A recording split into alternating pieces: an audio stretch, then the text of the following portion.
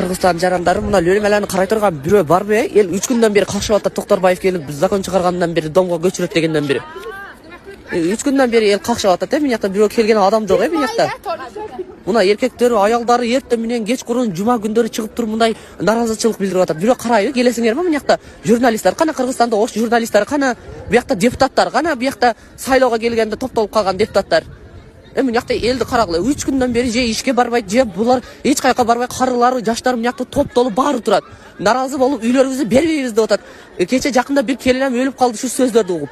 Мына өлмөлө эми баягындай билекте баягындай эски үйлөрдү тартып коюп туруп, мынакта жаңы үйлөрүбүз бар, биздерди этаж салган үйлөрүбүз бар. Биз көчпөйбүз деп. Yaparız. Sizden söyleniş. Bizim mahallemizde Tiyişmesin. tiyişmesin. Biz döngü oturamayız.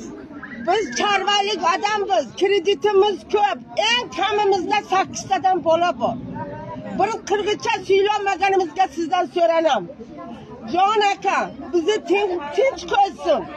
Biz köçmeyimiz, özümüzü cayımız. 50 yıldan beri şehirge otapuvamız yaşap geldik.